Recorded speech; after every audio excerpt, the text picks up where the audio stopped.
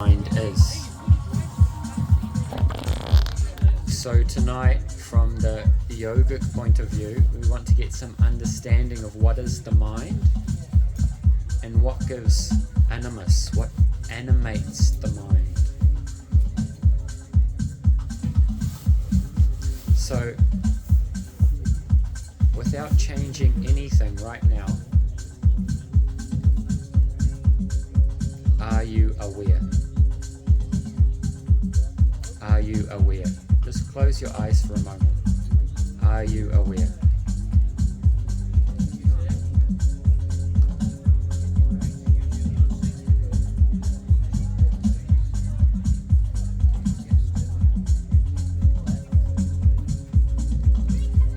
So, perhaps raise your hand if you're not aware.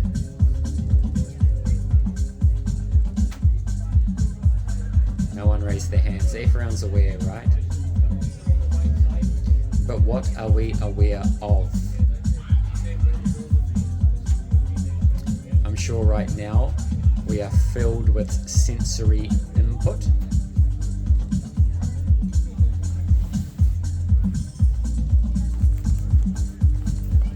Meditation is a kind of listening. It's a sort of paying attention. And tonight we want to gain a little insight, pay some attention to what many people ignore.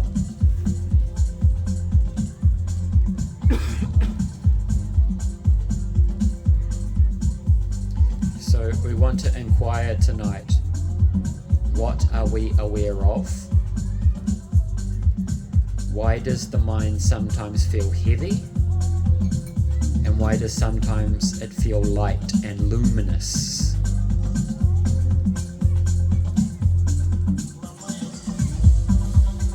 And is there more to awareness than just the changing content of the mind?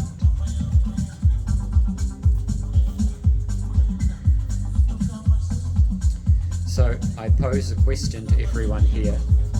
What is some basic features or functions of your own mind? Everyone here has a mind. What does the mind do? You'll have to come closer because I cannot hear you. It gives meaning to my experience. It gives meaning? Anyone else like to share?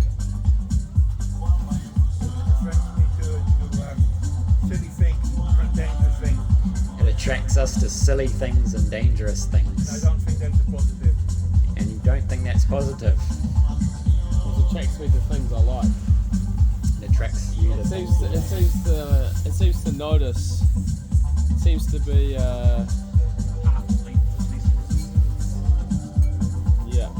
looking for the path of least resistance.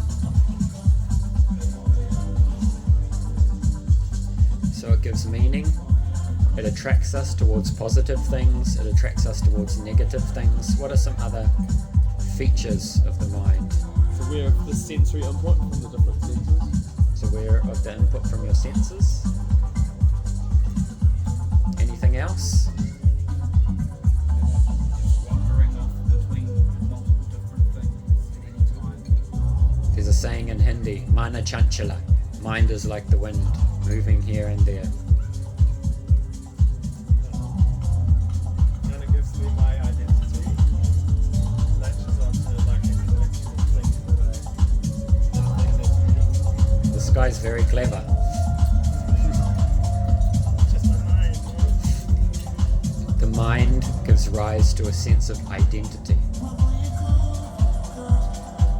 So, say again? Ahankar. Yes, we'll touch upon the anatomy of the subtle body tonight. So, there's two basic features of mind, and in Sanskrit that is called raga, dvesha. Like and dislike, craving and aversion. So, the basic feature of mind is it's craving something and it has aversion to something else. I want new shoes. I don't want these shoes. I want chocolate.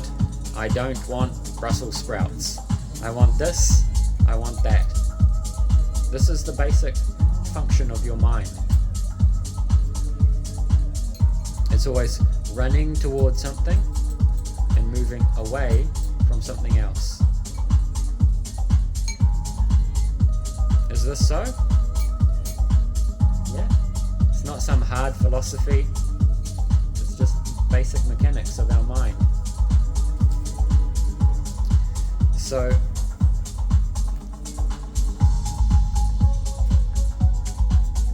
let's look now from the yogic point of view. This body is like a computer. In the computer, you have the hardware, then you have software, and then you have the user. These three things, yeah? So like your phone, sometimes you get software update, right? You've got to download the software. Or if you want to use an app, it doesn't work because you've got to update the software. So the phone is the hardware, the like Windows or etc. That is the software, and then you have the user. So we're all familiar with the gross physical body. It has 5 senses: touch, smell, sound, sight, etc.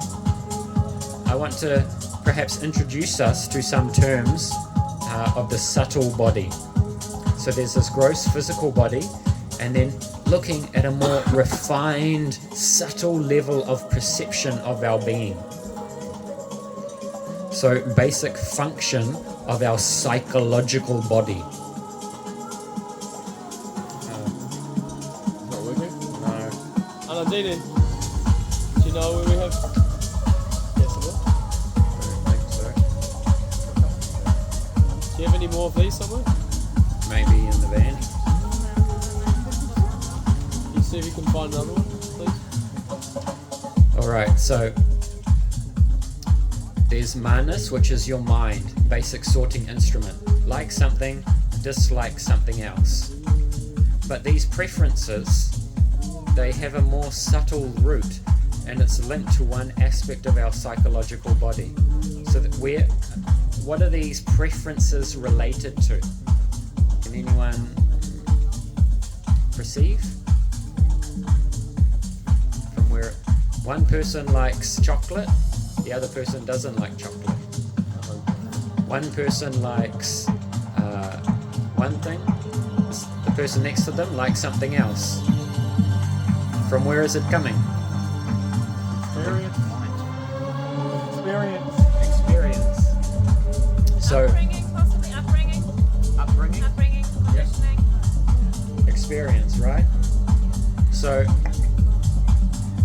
throughout our life, we have many different experiences. Everyone in this little gathering here has had different experiences in life. And these experiences, they leave impressions in your subtle psychological body.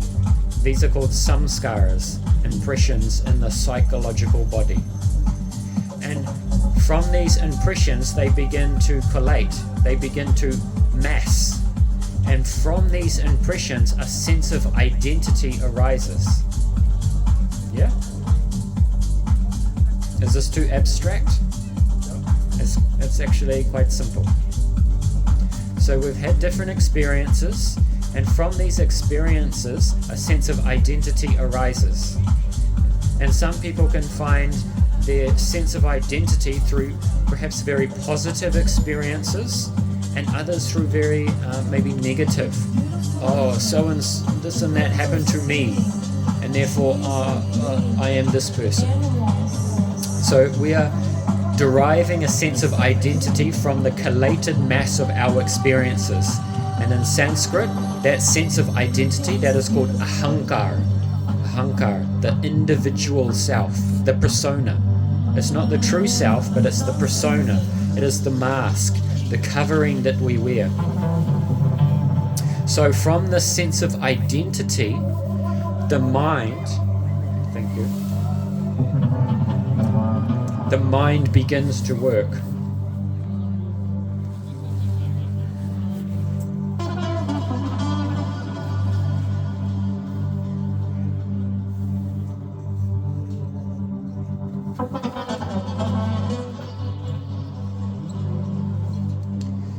So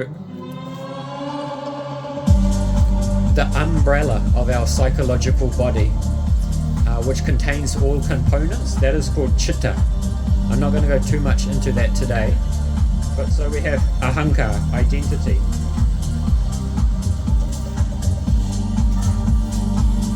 And from identity, we have like and dislike. Yeah? So then, I like this, I dislike that, and by nature, we are pleasure-seeking beings. So we're always trying to seek the happiness that our identity perceives that's good for us. Yeah? So then we employ our intelligence. So the sense of identity uses the buddhi, the intelligence, to fulfill its likes and therefore push away the dislikes. This is the basic anatomy of your subtle body.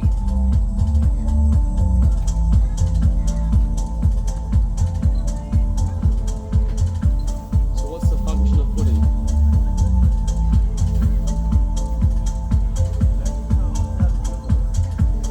So you have your identity, which is arisen from your experiences, and your sense of identity then has its preferences.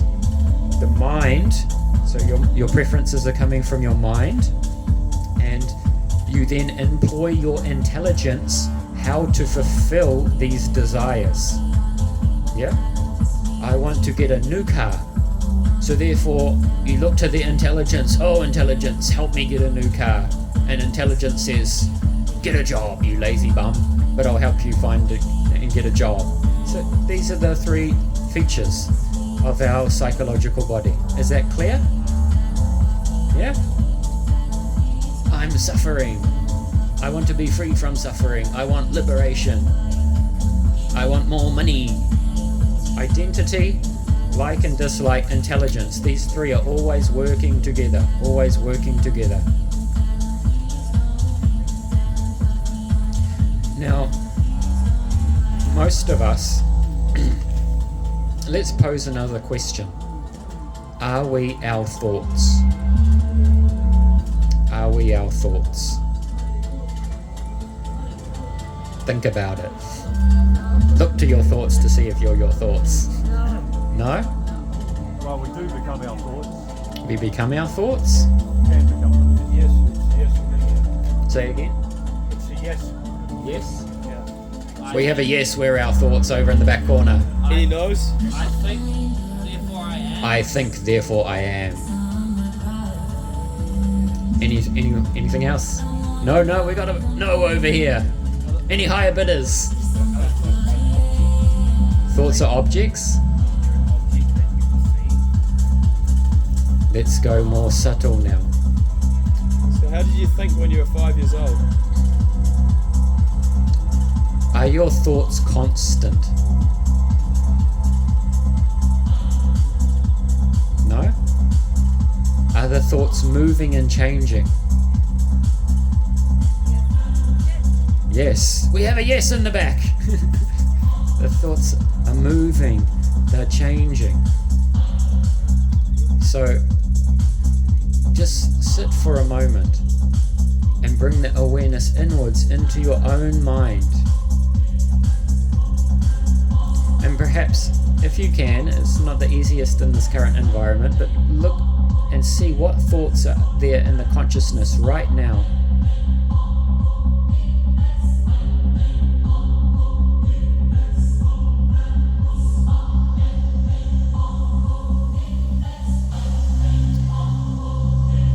And perhaps observe your thoughts. And it's there in everyone's experience. You can observe your thoughts. You can observe them.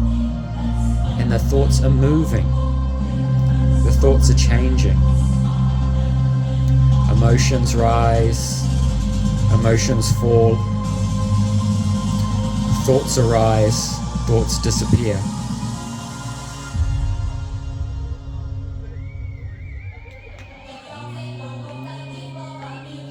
So there's something that doesn't change that observes your thoughts.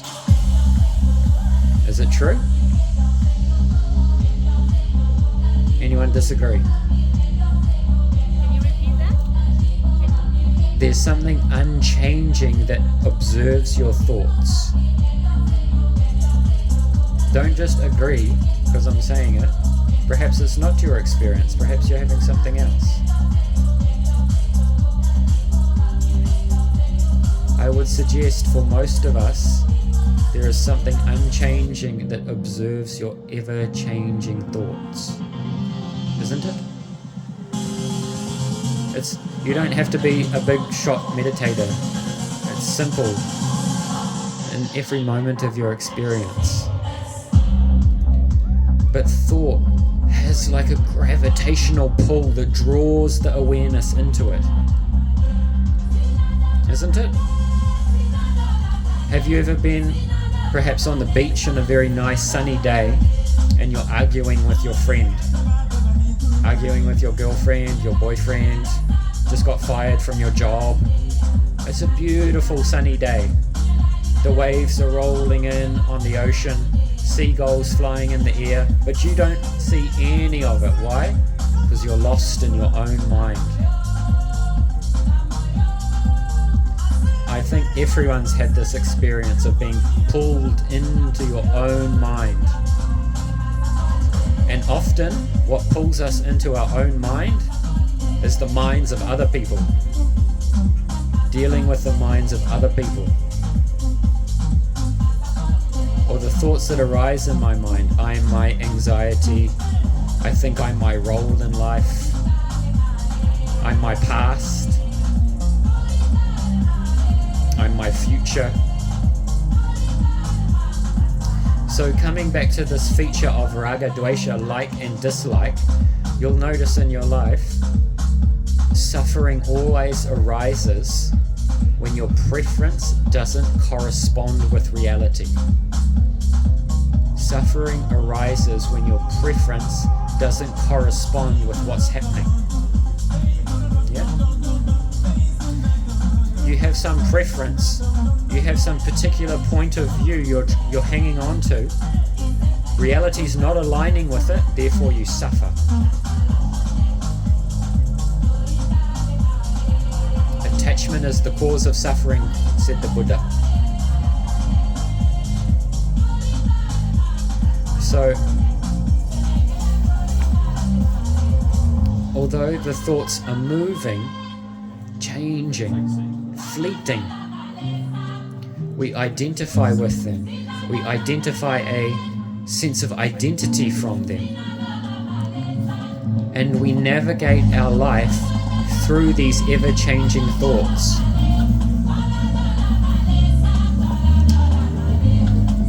And actually, the true nature of our being is much more vast than these changing thoughts in the space of the mind. So when we're holding on to this preference, which is derived from a false sense of identity, we suffer. We are restricting the true nature of our being into something very, very small. And from the small sense of self, it's a very, very heavy burden.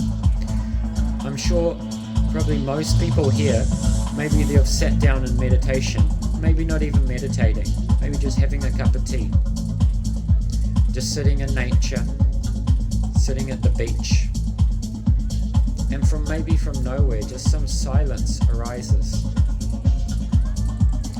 You just momentarily, you let go of the small self, the small restricted being trying to navigate their way through the world with so many problems, so many existential crises, so many bills to pay, so many problems to navigate.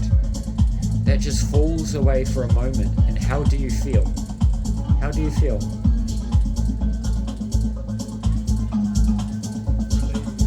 Relieved, yeah? Anything else? Light? Peaceful. Fearless state, no mind. So I'm not telling you, this is the truth of your own experience. When you drop the small self, it feels like coming home. It feels like releasing a burden. It feels light. Peace is there. So carrying around this monkey on your back of the small self, it's not a pleasant experience. Why do people have to go to the pub every Friday evening and get totally intoxicated to forget their small self, get totally annihilated, just so they can go back to work on Monday and endure another week so they can go on Friday again and forget their small self? And this cycle goes on. That same principle is there with the meditator. They want to forget the small restrictive self, because this is not our true identity.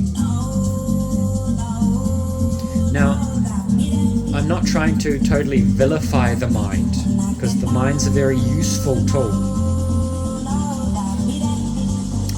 Krishna says in Bhagavad Gita that the mind can be your best friend, but it can also be your worst enemy.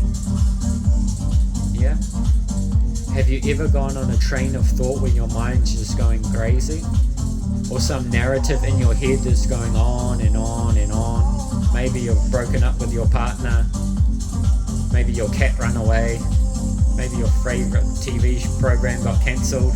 And your mind's just going like a dog gnawing a bone again and again and again. I'm sure none of you have ever done that, but maybe you have a friend, you know?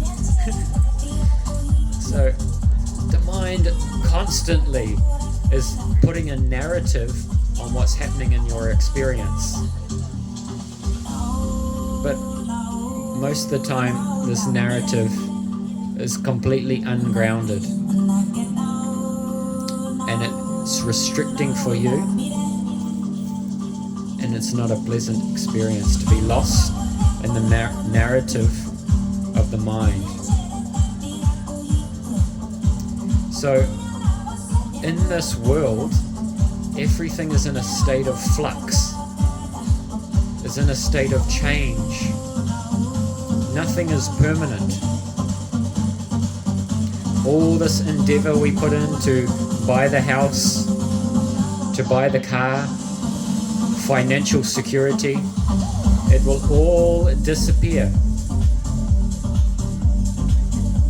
Every 3 to 7 years, all the cells in your body, they change, even your brain cells. So even the body is always moving. But how are you investing your time? Once there was one man and he decided, I want to get a pet bird. So he got the pet bird and he put it in a cage. And then in the cage, he thought, I'm going to decorate the cage very nicely. So he got some nice ornaments from the shop. He cleaned and polished the cage. He brought some fake flowers and put them on the cage. And meanwhile, the bird inside's getting a bit hungry, getting a bit thirsty, just waiting for some food.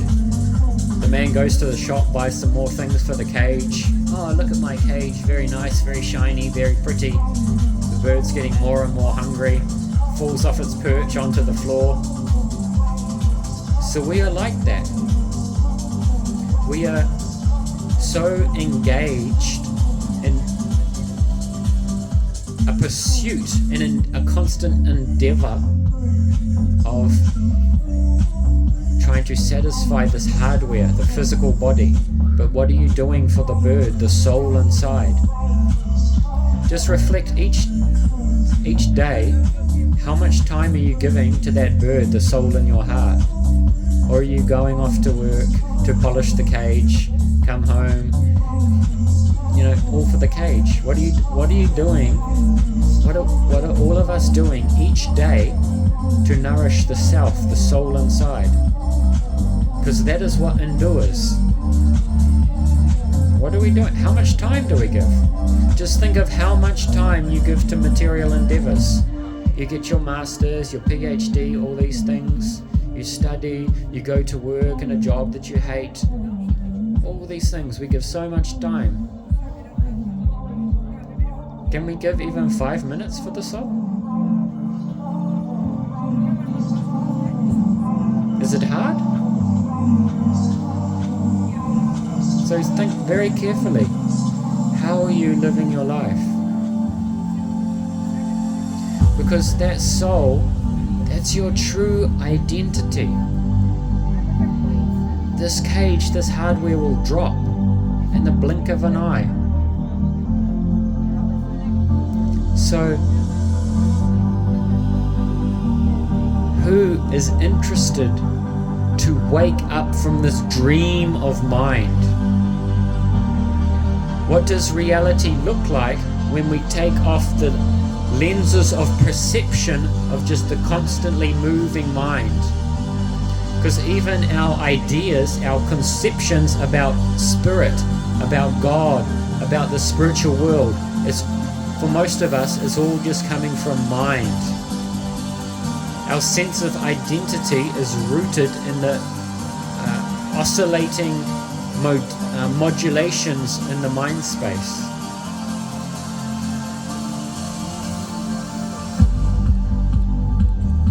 So, in yoga psychology, the mind is an instrument, but it's illuminated by something much deeper.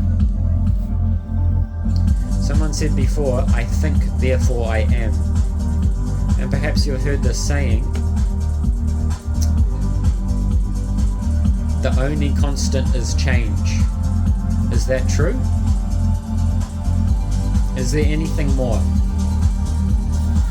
Any takers? Consciousness? What is consciousness? I gotta phone a friend on that one. You know, in the scientific field, there's two meta-narratives to the origin of consciousness. One is Cartesian dualism, and the other one is epiphenomenalism. So, one, Cartesian dualism, is that consciousness is separate from matter, but it resides within matter and guides it. And the other one, epiphenomenalism, is when certain chemical combinations get together, consciousness arises as an epiphenomena. So the commonality amongst both of those two is that matter is the foundational substrate for the arising of consciousness. This is the current scientific narrative.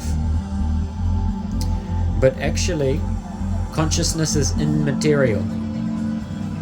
Since about the 1960s, in neuroscience, there's a term known as the hard problem of consciousness, or the binding problem. Because in neuroscience, they can identify different areas of the brain, one for color, one for shape, one for sound, and when they do brain scan, they can see these different areas get illuminated, shape, sound, color, etc.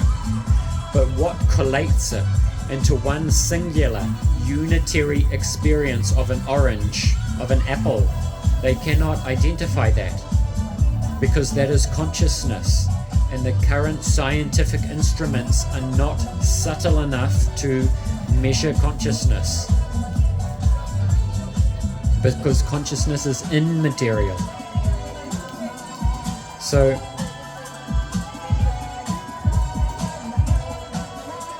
it behooves us to come out of this dream of mind and understand what is our true identity.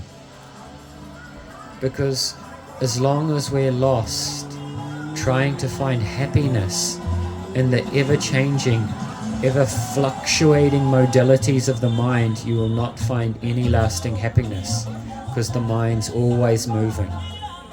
The body's always moving.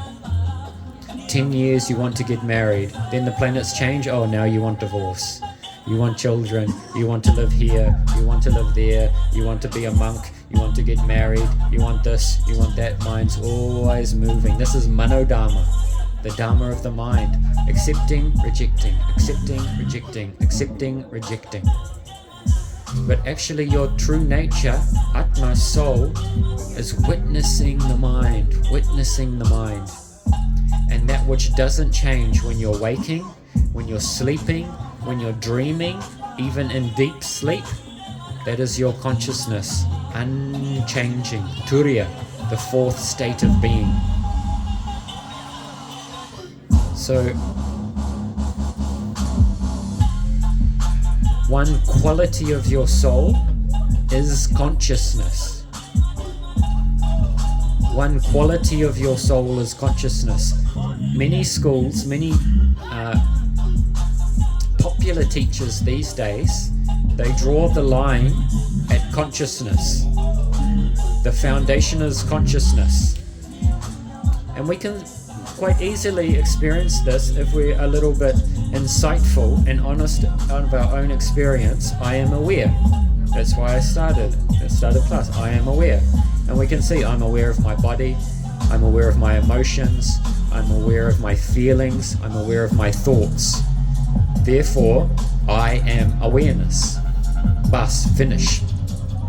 So, that is the speciality of some schools, and they only focus on that aspect. We're not saying that's bad or wrong.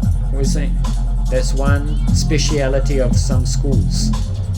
But in our school, we say, no, there's more to your being, there's more to the soul. So another quality of the soul is it can instigate experience. It has consciousness, the ability to know, and it has the ability to experience. It has the ability to experience. So we'll take a little break now and have a short kirtan. Don't want to be overloaded with philosophy.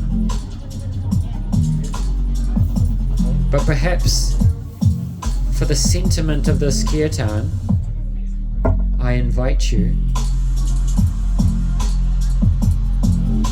what would it be like to come out of the dream of your mind from which we're always deriving identity? And the degree to which we derive identity from our own mind, to that degree we identify others as they're their mind, they're their thoughts, they're their reactions. So the degree to which we are identifying with our temporary designations, to that degree we identify others also. But to take this lens off, the whole world will become a completely new experience beyond the narrative of our own mental impressions.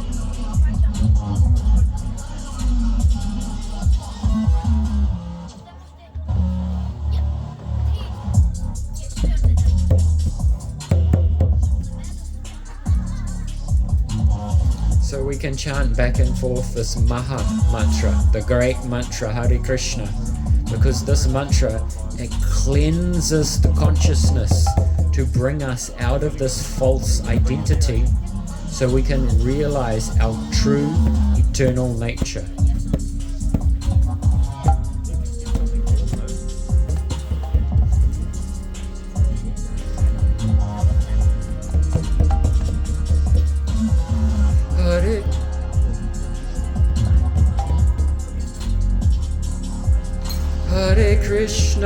Hare Krishna, Krishna Krishna, Hare Hare, Hare Rama,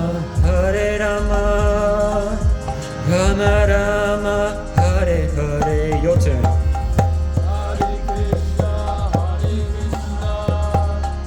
Krishna Krishna, Hare Hare, Hare Rama, Rama Rama, Hare Hare, Hare Krishna,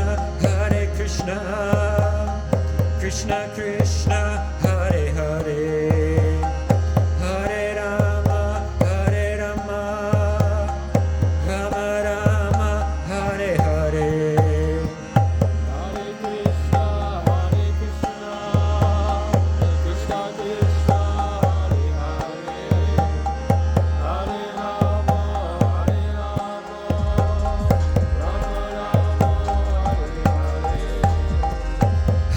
Krishna, Hare Krishna, Krishna Krishna, Hare Hare, Hare Rama, Hare Rama, Rama Rama, Hare Hare.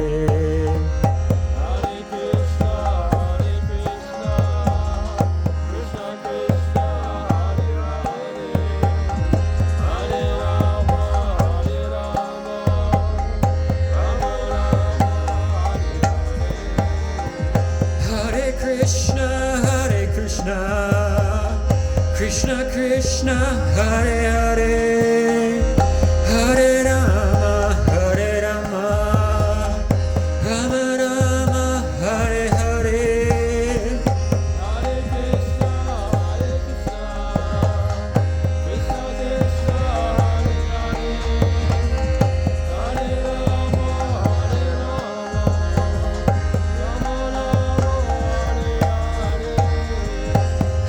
Hare Krishna, Krishna Krishna, Hare Hare, Hare Rama, Hare Rama, Rama Rama, Hare Hare. Hare Krishna, Krishna Krishna, Hare Hare, Hare Rama, Hare Rama, Rama Rama, Hare Hare.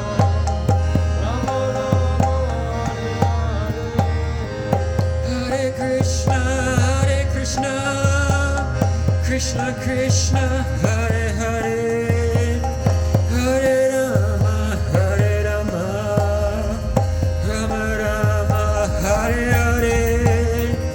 Hare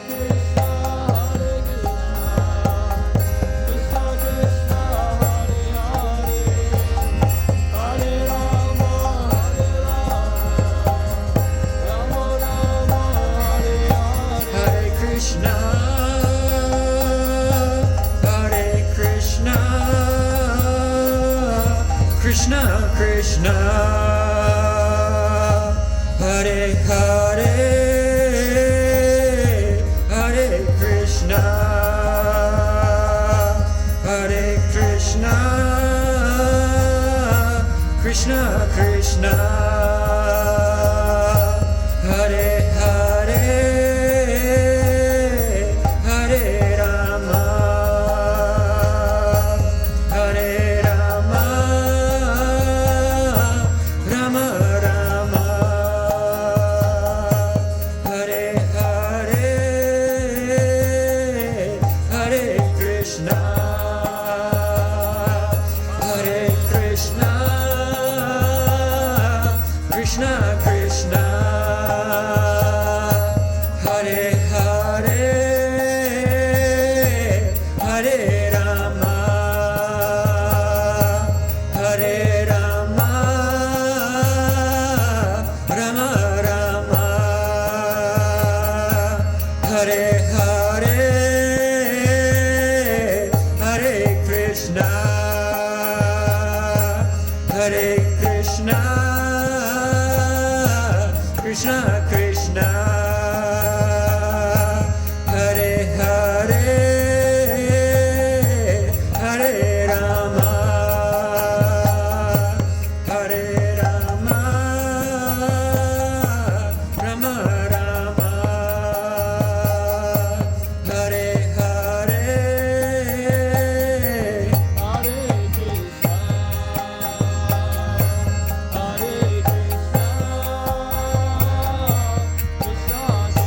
Hare Krishna, Hare Krishna, Krishna Krishna, Hare Hare, Hare Rama, Hare Rama, Rama Rama, Hare Hare, Hare Krishna, Hare Krishna, Krishna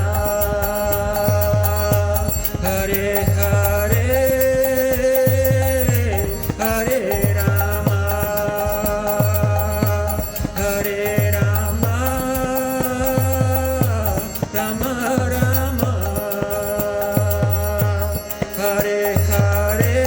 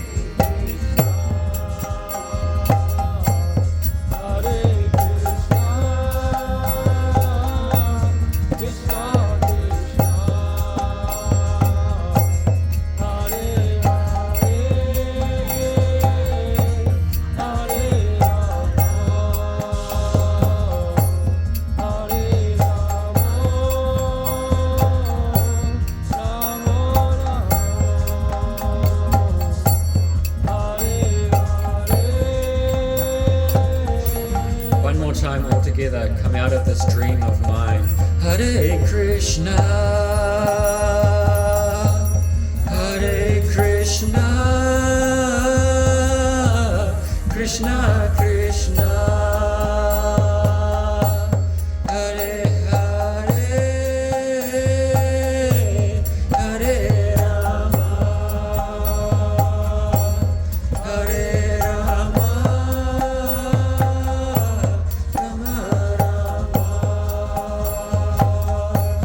Hare Hare.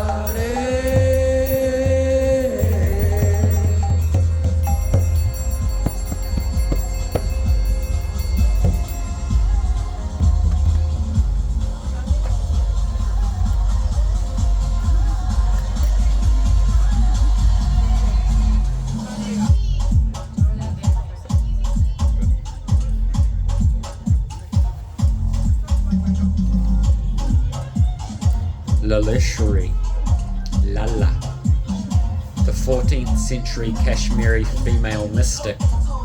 She says the mind is like a suckling baby in the lap of its mother, ever restless, always craving something, always in some kind of discomfort. So, sadhana, spiritual practice, it gives us a method of how to train and befriend our mind.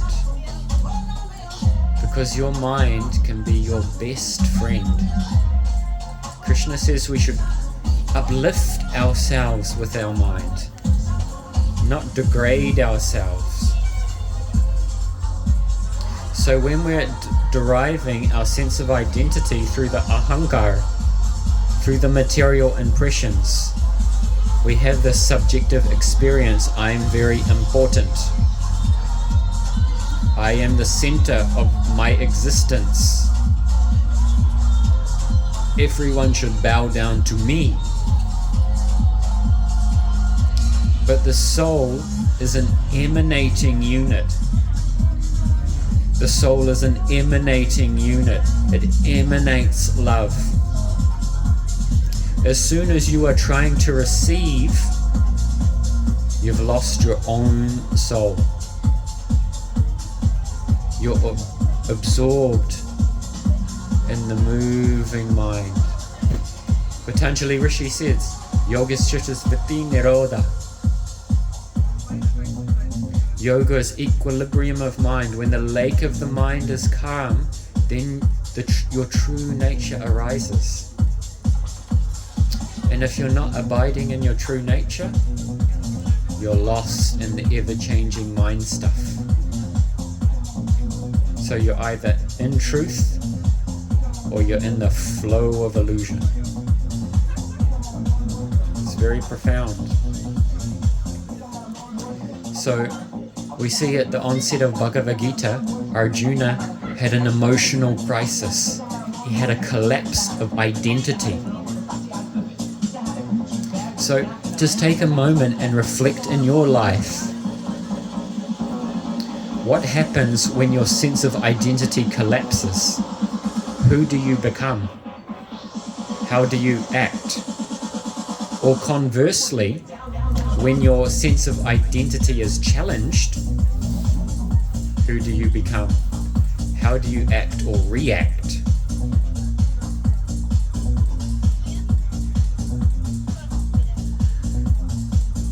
If all your designations, all these mental narratives fall away, who are you? Close your eyes and just think about your face when you were 21. I know most of you are just 22, but you know, what did you look like when you were 21? Now, 10 years old, 5 years old. Now meditate on the face of your parents. Now, what did your original face look like before your parents were born? What did your original face look like before your parents were born?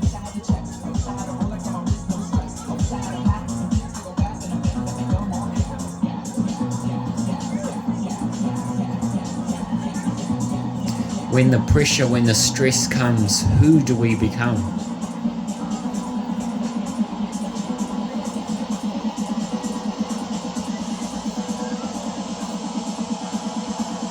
So just listen to what's inside of you. Behind all these comings and goings, behind all the ups and downs, beyond all the mountains and the valleys of life,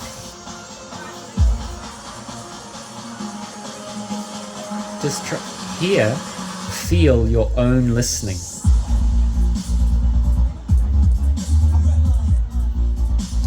And feel what you cannot lose.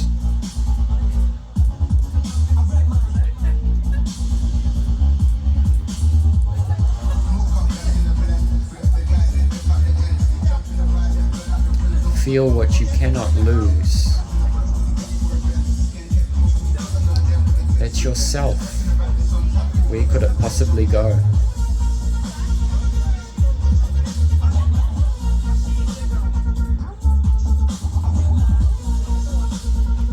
So as long as we're lost in the ever-changing, turbulent lake of the mind, we'll be disconnected from our true identity. And we'll be searching for identity in so many temporary designations that will never fulfill the heart.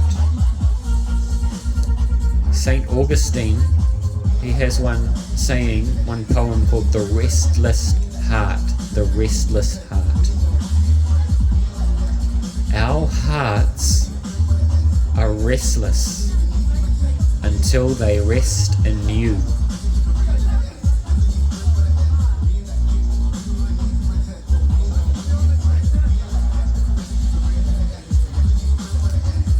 So we all want lasting peace, lasting happiness. We want a loving relationship that will last, but it cannot be found on this ever-changing plane of duality. So C.S. Lewis, he says, if I have these desires that cannot be fulfilled on this plane, therefore I conclude I was made for another world. It doesn't mean we can't have beautiful experiences here, but that eternal, lasting, loving relation that we seek is with our own soul and with the Supreme Soul on the spiritual platform. So instead of our mind running towards material thoughts all the time, we can learn from the great spiritual personalities. Learn how to train our mind to become our friend. Learn how to live our life, our everyday life, from the vantage point, from the steering point of being the soul interacting with the world, instead of interacting through the mind, through the prism of the mind. It takes practice, and we cannot do it alone. We need guidance. So the Upanishads, they say spiritual life is like a razor blade. At any moment anything can happen. But Krishna says in the Bhagavatam, spiritual life is so easy. It's so easy, in fact, it's like running with your eyes closed. Ever tried to run with your eyes closed? You can try it now, it's dark outside, see how far you go. So why does Krishna mean it's easy? It's easy if you have Guru, the awakened master. Because if your hands are bound, how can you untie yourself? But if someone's hands are free, very easily they can untie you, isn't it?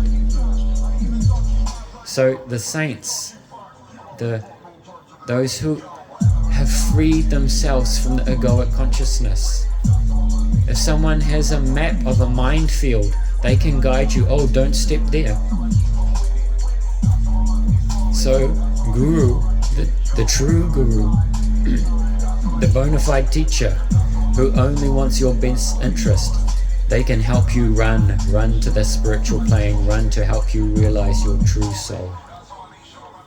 So that concludes our talk for this evening, and I'll just leave you with one quote that I read yesterday on the back of a main freight truck. You know, little quotes on the back of the main freight truck. So Arjuna says in Bhagavad Gita, because Krishna says, you know, learn to control your mind, learn to befriend your mind. And Arjuna says, I think it's easier to control the wind than it is to control the mind. Easier to control, have you ever tried to control the wind?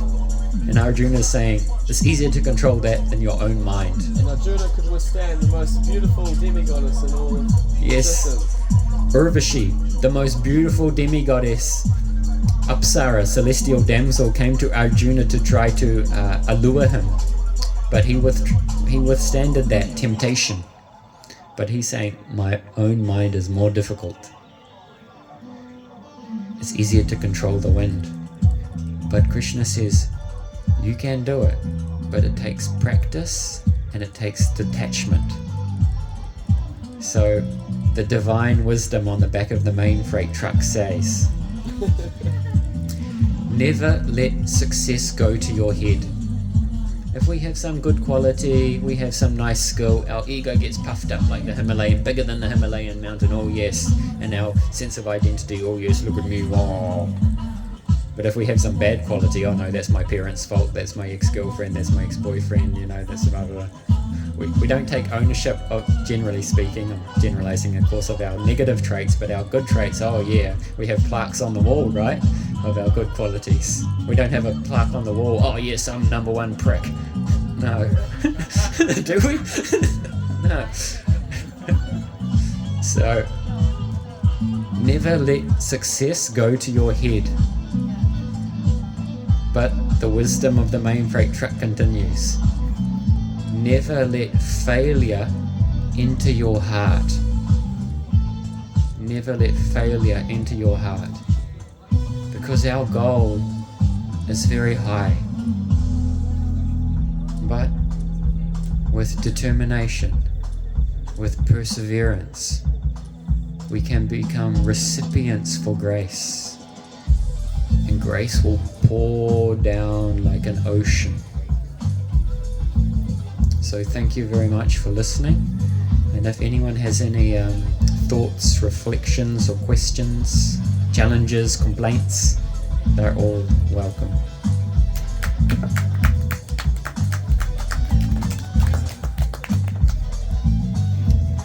Any questions?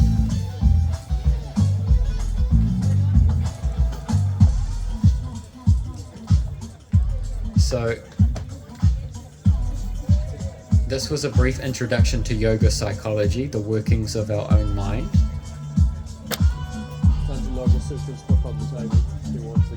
If you want to go deeper into your psychology, I highly recommend Bhagavad Gita and Yoga Sutras of Patanjali.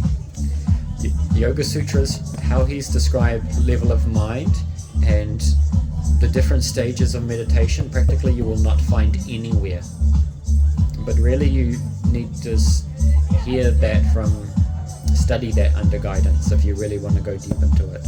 We have copies of both books on the book table there if interest you further.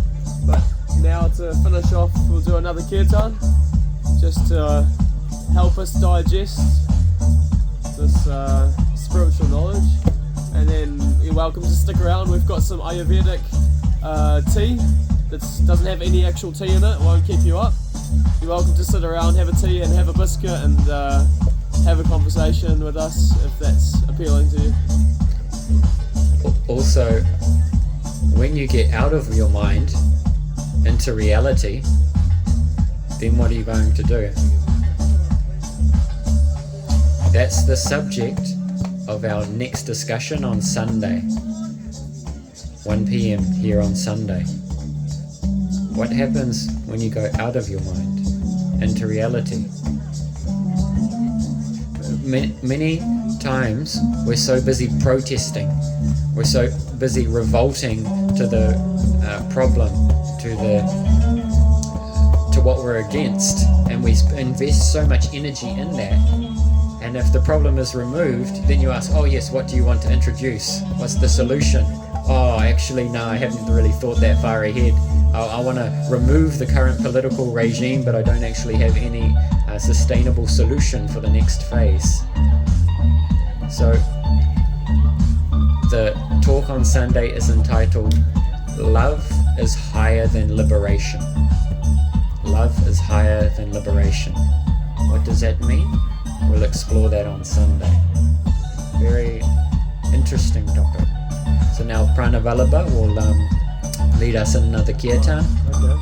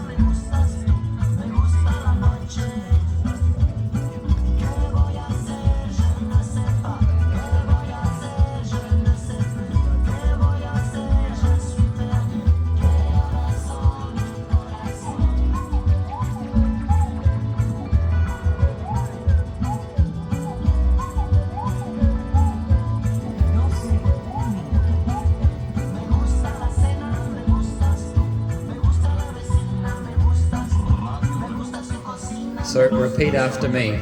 Radhe Radhe Govinda.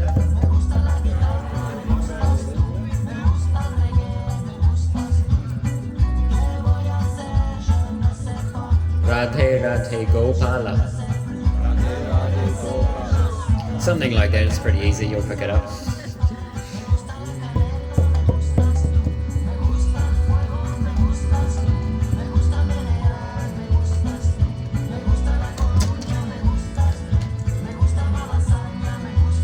Radhe Radhe Govinda Govinda Radhe Radhe Radhe Govinda Govinda Radhe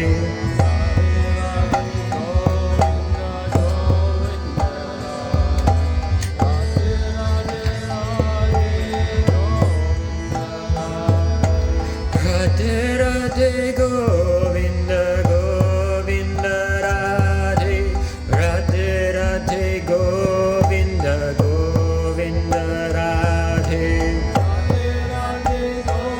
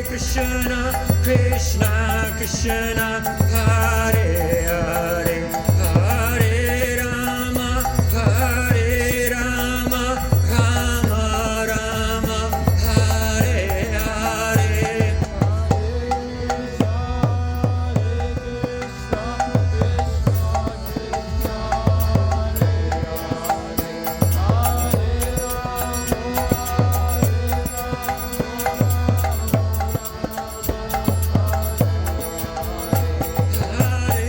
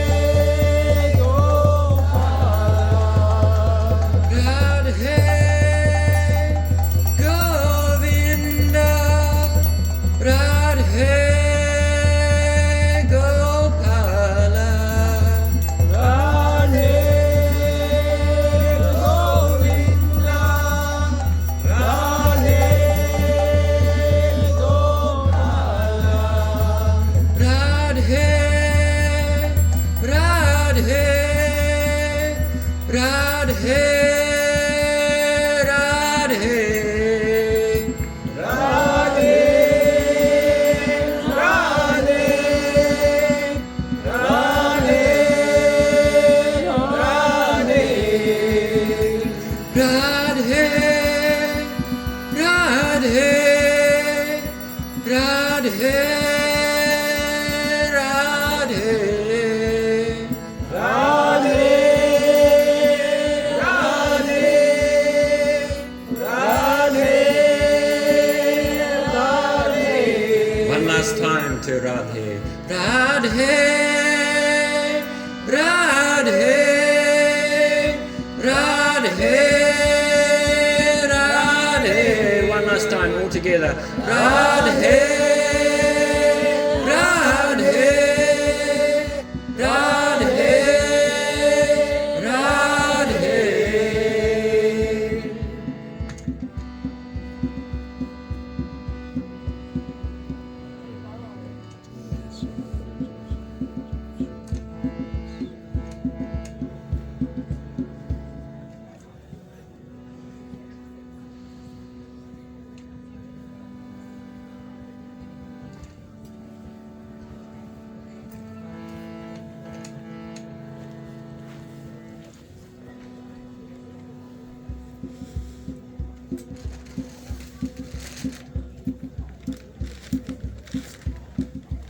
Hare Krishna. Thank you, everyone. Thanks for joining. Were you playing before? Were you on the microphone singing? Yeah. I thought so, yeah. I started it off. Yeah. If anyone would anyone like a cup of tea? If you have an own cup, I can't offer cups unfortunately, but I can offer you tea. We also have a little questionnaire if anyone would like to fill one out. It just helps us refine our classes and improve to serve you better. We're Also just have- trying to find a pencil or a pen. Have some Indian sweets. We got some biscuits, hot off the plane from India. Oh, yeah, nice. Biscuits or some like an Indian sweet called burfi. It's like a milk sweet. Oh, yeah. Like, but anyway, that's the cup. Thanks, mate. Thank you very much. I'll come back to you.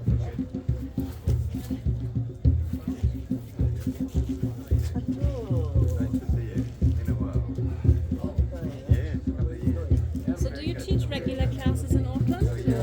I'm based in Whangarei, Ah, okay, right. but we do come to Auckland sometimes. Yeah. I'm based in Auckland though. Yeah. Were you based, sorry? Whangarei. Oh, okay. You should keep in touch. We have a WhatsApp group. We do kirtan at yoga grounds sometimes. And,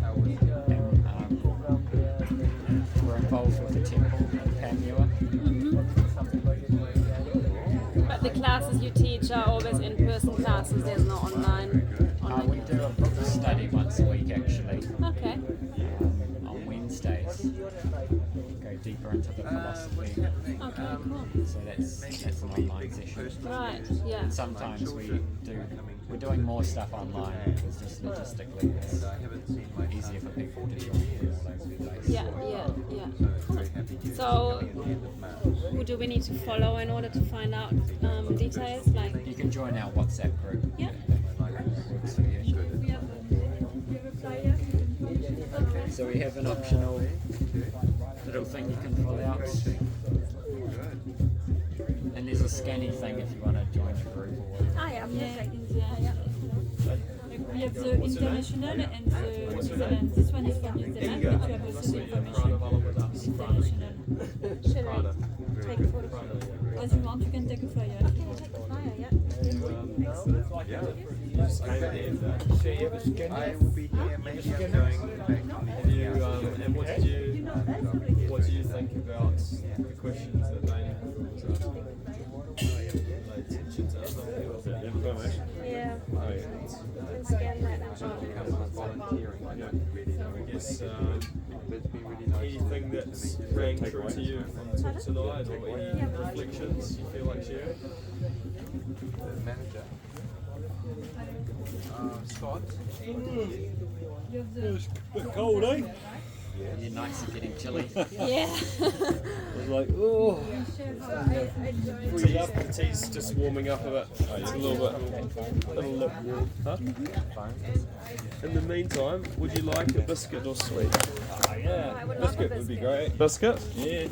Yeah. I don't think the phone's going. Yeah, but